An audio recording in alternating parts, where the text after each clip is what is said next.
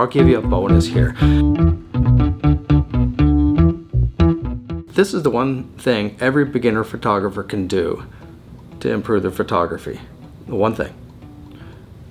When you look at your camera, you have a dial up here. I'll show you in a picture. You'll be in auto mode, and that's where you stay.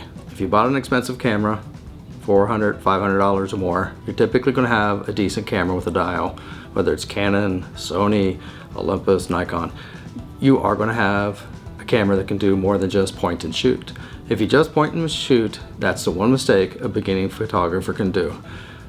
Now, what I'm not saying is if you shoot in auto all the time, you're not a good photographer. Not at all.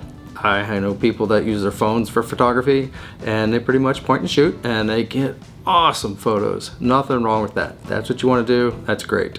But if you just drop $400 or $500 on a camera that can do a lot more than just point and shoot, that's the mistake. You're not using the tools to the best of their abilities.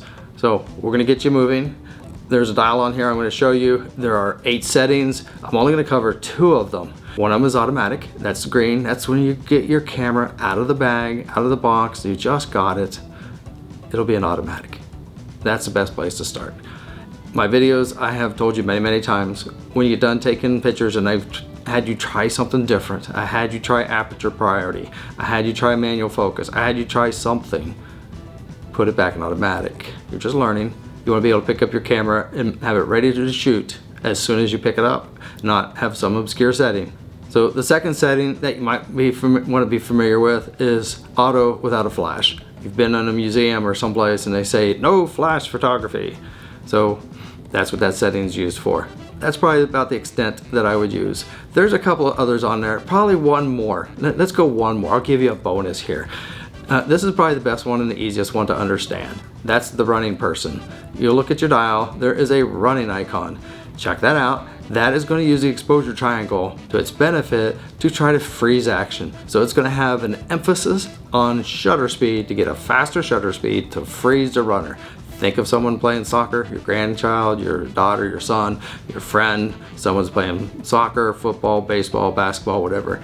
If you put it on the running character, it's going to have an emphasis on shutter speed. It should try to make it as fast as possible to freeze the action. So there's 3 settings. I told you 2, but I gave you 3. If you learned something, hit the subscribe and like for me. I appreciate it. It helps me in my YouTube channel. And I'll see you next week. This is Doug Gabbard for Practicing Photography. Go take pictures.